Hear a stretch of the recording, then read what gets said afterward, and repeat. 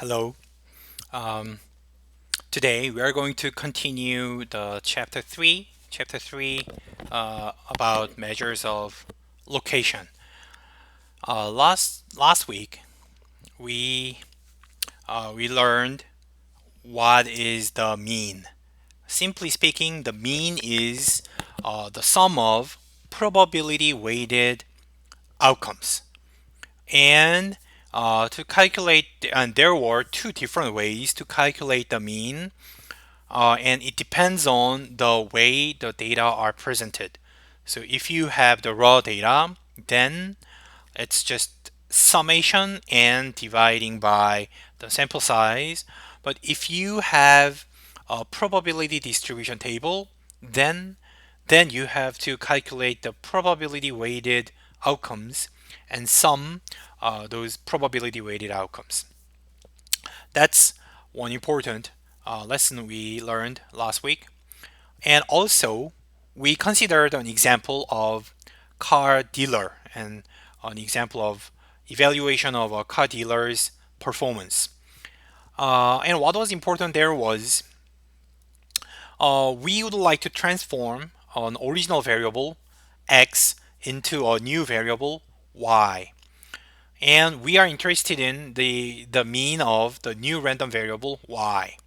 Then in this situation, generally speaking, in general, mathematically, the expected value of the original variable does not help calculate the expectation of the new random variable. So you have to redo everything. You have to convert the original random variable into the new random variable and recalculate the probability weighted outcomes again for the new random variable. But one special case, which is an exception to that answer, uh, is when the two random variables have a linear relationship in this form, typically. So this is when the new random variable y is generated according to the simple rule, multiplying a constant to the original variable and then adding another constant. So then if you have this relationship, then you can utilize the expected value of the original random variable. And using this and the relationship, plugging the original expectation into the relationship, you obtain the new expectation. That was an interesting and useful exception. However, it is just an exception. In general, this kind of relationship does not hold. And there are many examples of nonlinear relationship. So in these cases, these kind of relationship do not hold. Like the original expectation does not help calculate the new expectation. So examples are nonlinear cases like quadratic or higher order function, or nonlinear like say log, or like 1 over x, or like exponential, sine, cosine, and all the nonlinear functions are nonlinear, obviously. And another example is this kind of uh, contingency expression. So if x is greater than 0, then y takes 1. But if x is smaller than 0, y takes 0. So these then in this case, when x equals to 0, there is a discontinuity, a jump. So uh, the relationship is not linear. And one very important example in economics is the expected utility function. So typically in microeconomics, as you know, a utility function is not linear. It is usually concave. It looks like this. It increases, but the slope becomes more flat. And based on this utility, we would like to calculate the expected utility. That is called the expected utility theory. So the expected utility theory says that rational agents behave behave to maximize the expected utility. So in that theory, you are going to learn why nonlinearity matters and how it relates to the risk aversion. But that's just when you listen to that, then just think about the relationship with this.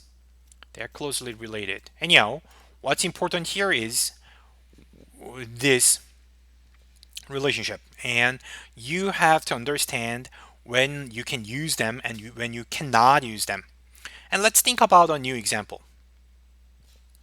Here is a new example, and I consider Disney World example. So my son is now 4 years old, and he has never been to Disney World yet. He does not know this place yet, and I look forward to the day we the to the trip to Disney World with him. So let's imagine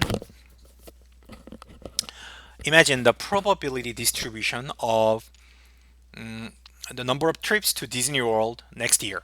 So I may go there once or twice, or I may not be able to travel. So I will assign probabilities to three possibilities like this.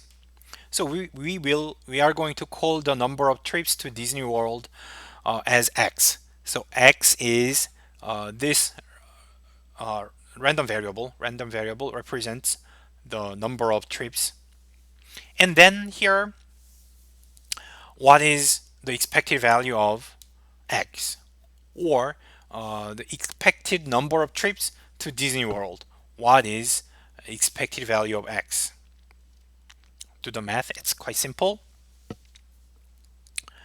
And do the exercise. I'm going to pause the video here, and you have to pause the video here, and I'm going to proceed.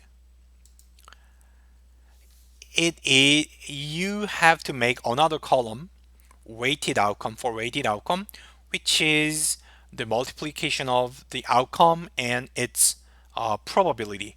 So for each pair of outcome and probability, multiply them, and then you will get as many weighted outcomes, probability weighted outcomes, as the original outcomes.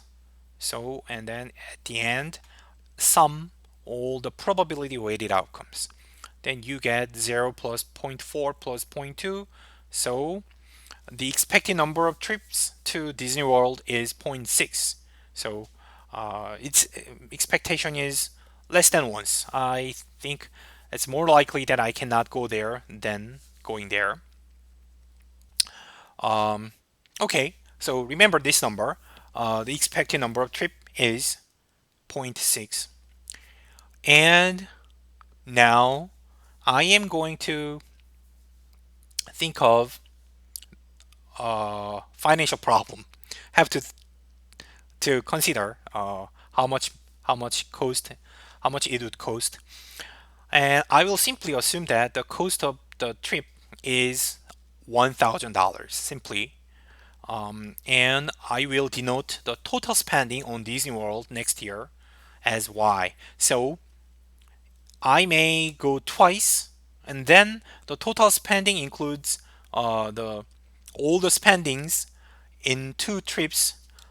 So you have to define the new random variable that depends on the original random variable, the number of trips, and now then calculate the expected spending on Disney World next year.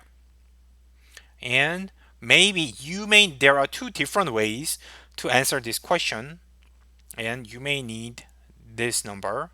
So try this. I'm going to stop this video here, and we'll continue in the next video.